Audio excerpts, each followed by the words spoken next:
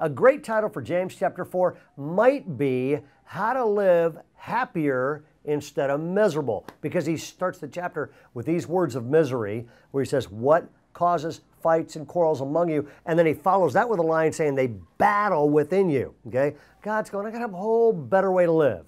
And it's with wisdom. So he says, number one, man, if I'm wise, I won't compromise. In other words, don't compromise living for anything other than God's best. Then he goes on, second set of verses says, and if I'm wise, I won't minimize. And verses 4 to 7 is these incredible cause and effect verses where he says, submit to God and then resist the devil. He'll flee from you. Draw near to God. He'll draw near to you. Humble yourself. God will lift you up. He's really saying this.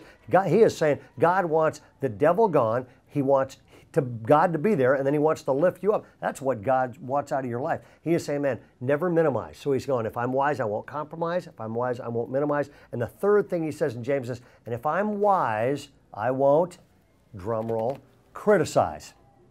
He says these words, man, don't slander each other. And then he goes on to say there's only one lawgiver and judge. And he is saying, who are you to judge your neighbor? I heard about a guy who came to a pastor one time and said, hey, I only have one gift. And the pastor said, what's that? And he said, it's the gift of criticism. And the pastor was a wise man who knew a parable of the Bible that talked about this. And he said, hey, the guy with only one talent went out and buried it. Maybe that's what you ought to do with yours. Okay? Now, James and almost everything else, the words of Jesus, do not judge, couldn't be clearer.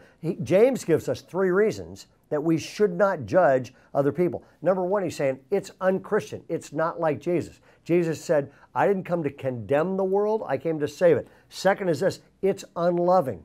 And third is, it's unjustified because we really don't know anyone else's story.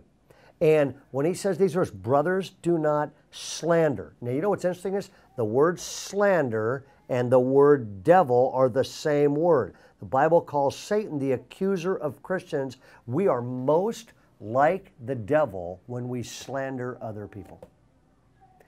Now, instead of talking about stopping that, what about reversing it? And so here's your assignment today, and I'm praying. We have people all over America, all over the world actually watch these.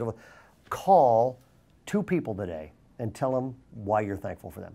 Out of the clear blue sky. Maybe a relative, maybe a friend, maybe it's somebody you had a hard time with.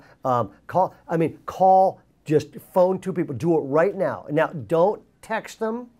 Don't email them. Have the guts to actually phone people, okay? Lincoln Brewster's phone number is, no, I'm kidding. Phone 2 people and tell them exactly why you're grateful for them. I guarantee, you know what's interesting?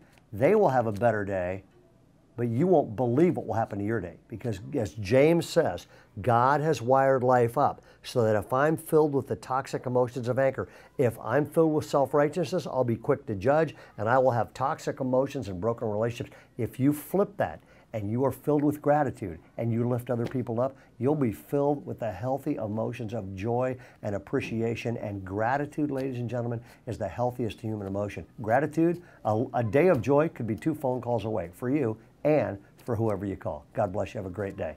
Call somebody.